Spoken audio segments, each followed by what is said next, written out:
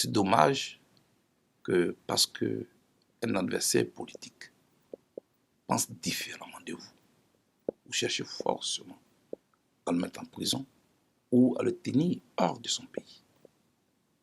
Je dénonce ce harcèlement judiciaire contre un adversaire politique que je suis. Voyez-vous, les jours où père je suis poursuivi pour crime contre prisonniers de guerre et maintenant, les jours impair, je suis poursuivi pour viol, homicide. C'est à croire que la justice ivoirienne elle-même ne sait même pas pourquoi elle me poursuit. L'objectif est clair. Écarter Charles Blé Goudé et l'empêcher de participer au débat politique de son pays. Voilà l'objectif. Mais je ne vais pas tomber dans ce piège-là.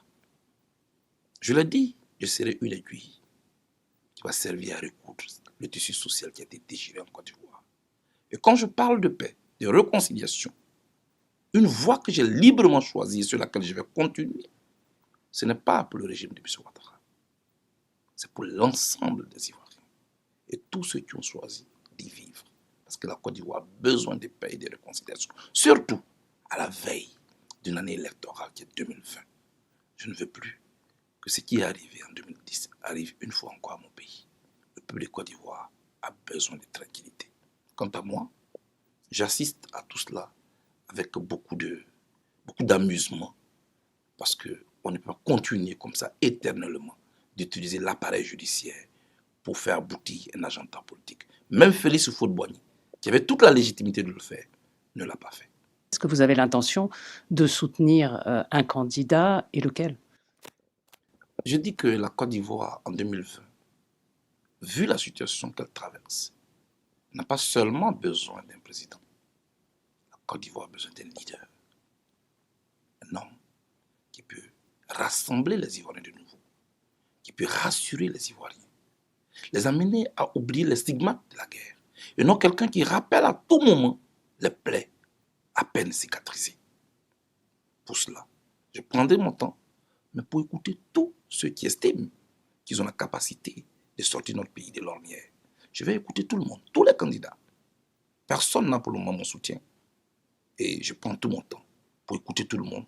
Et au moment venu, mon parti et moi, nous aurons l'occasion de nous prononcer. Notre pays a besoin de règles impartiales, d'une commission électorale véritablement indépendante qui puisse faire en sorte d'éviter à notre pays des contestations électorales afin que on redonne aux Ivoiriens leur choix dans les urnes. Il faut éviter d'envahir la commission électorale. Il faut la libérer totalement de l'emprise de tous les partis politiques.